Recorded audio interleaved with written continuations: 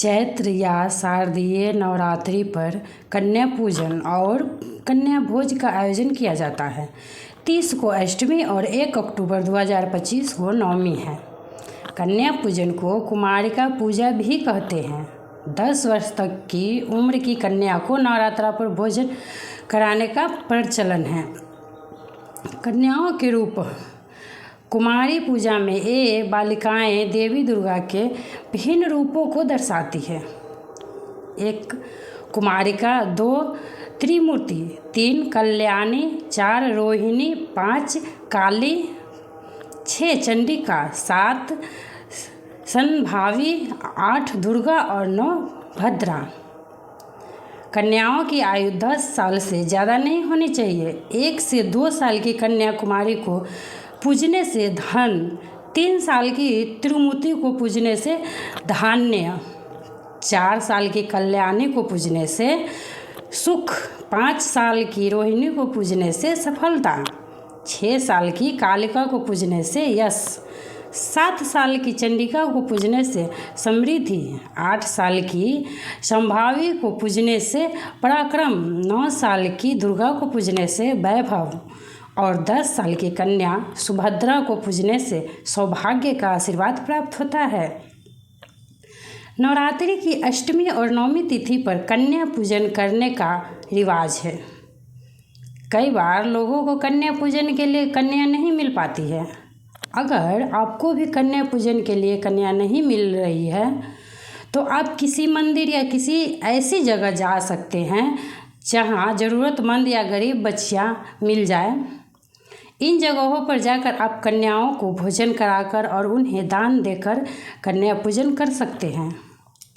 इसके अलावा आप अपने घर की महिलाओं का भी पूजन कर सकते हैं, क्योंकि हिंदू धर्म में महिलाओं को देवी का रूप माना जाता है।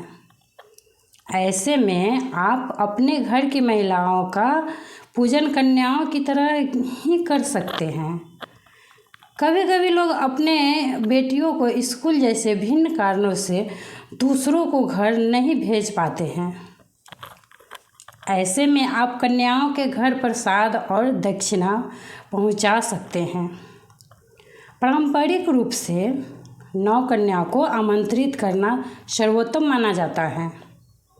यह संख्या देवी दुर्गा के 9 रूपों का प्रतीक है। यदि 9 कन्याएं न मिले तो 3 या 5 कन्याओं को बैठाना भी शुभ माना जाता है। ऐसे में कन्याओं की आयु 2 से 10 वर्ष के बीच होनी चाहिए। कन्या पूजन करते समय सबसे पहले सभी कन्याओं के एक एक करके उनके पैर धोए, फिर उन्हें एक साफ आसन पर बैठाएं। अपने पश्चात उनके हाथों में कलावा बांधकर उनके माथे पर रोली, कुमकुम और अक्षत का टीका लगाएं। उन्हीं कन्याओं में से किसी से घर के सभी सदस्य के हाथों में कलावा बंधवाएं एवं माथे पर टीका भी लगवाएं। दुर्गा माँ को हलवा, पूरी, खीर, चने एवं फल का भोग लगाया जाता है। यही प्रसाद कन्याओं का भी भोजन के रूप में खिलाया जाता है। कन्याओं को प्रसन्नतापूर्वक भोजन कराते समय उन्हें एक बार बीच में सभी वस्तुएं दोहरा दें, अर्थात दोबारा भी दें। कन्याओं को भोजन कराने के बाद उन्हें अपने सामर्थ्य अनुसार भेंट, उपहार और दक्षिणा भी दी जाती है। कन्याओं को लाल चुन्नी और चूड़ियाँ भी चढ़ाएं। मान्यता है इस प्रकार प्रसन्नता से विधि पूर्वक कन्याओं का पूजन करने से माता अति प्रसन्न होती है और भक्त के सभी संकटों को दूर करते हुए उनकी सभी मनोकामनाएं पूर्ण करती है। कन्या पूजन और भोज की कथा। वैष्णवी देवी कथा के अनुसार माता के भक्त निसंतान पंडित श्रीधर से एक दिन कुमारी कन्याओं को भोजन पर आमंत्रित किया। वहाँ पर माता रानी कन्या के रूप में आकर उन कन्याओं के बीच बैठ गई। सभी कन्याओं तो भोजन करने चली गई, परंतु माता रानी वहीं बैठी रही। उन्होंने पंडित श्रीधर से कहा कि तुम भंडारा रखो, भंडारे में पूरे गांव को आमंत्रित करो। इस भंडारे में भैरवनाथ भी आया और वही उसके अंत का प्रारंभ भी हुआ। इस भोज में हनुमान जी माता की रक्षार्थ का एक छोटा लड़का बनकर बैठे थे। भैरवनाथ ने कन्या को पहचान कर माता को पकड़ने का प्रयास किया, लेकिन माता अपनी शक्ति से त्रिकुटा की पहाड़ी की एक गुफा में जाकर तप करने लगे।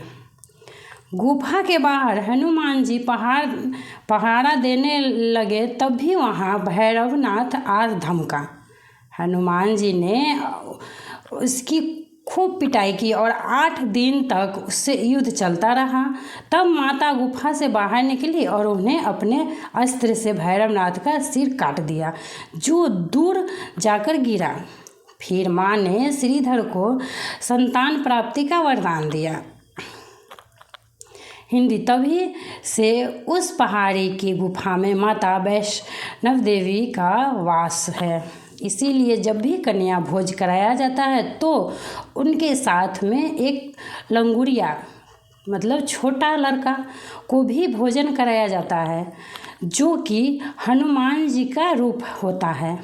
ऐसी मान्यता है कि कन्या भोज के दौरान 9 में से एक कन्या साक्षात माता का रूप होती है। पुराणों के अनुसार एक बार इंद्रदेव माता दुर्गा को प्रसन्न करना चाहते थे। इसके लिए वे ब्रह्मा जी के पास पहुँचे और उपाय पूछा। तब ब्रह्मा जी ने बताया कि देवी को प्रसन्न करने का श्रेष्ठ मार्ग कन्या पूजन है। ब्रह्मा जी ने समझाया कि कन्या स्वयं देवी का स्वरूप मानी जाती है, अतः उनका आदर सत्कार करने से माता दुर्गा प्रसन्न होकर आशीर्वाद देती है। ब्रह्मा जी की सलाह मानकर इंद्रदेव ने नवरात्रि के दौरान कुंवारी कन्याओं का आमंत्रित किया, उनके चरण धोए, भोजन कराएं और उनका पूजन किया। उनके सेवा भाव और श्रद्धा से प्रसन्न होकर माँ दुर्गा ने इंद्रदेव को आशीर्वाद दिया। कहा जाता है कि तभी से नवरात्रि में कन्या पूजन की परंपरा शुरू हुई। आप भारत या विश्व के किसी भी स्थान पर रहते हैं, अपने धर्म, अपनी संस्कृति को प्रत्येक व्यक्ति तक पहुंचाने के लिए गोल्डन कहानी के साथ अवश्य जुड़े, हमारा सहयोग करें।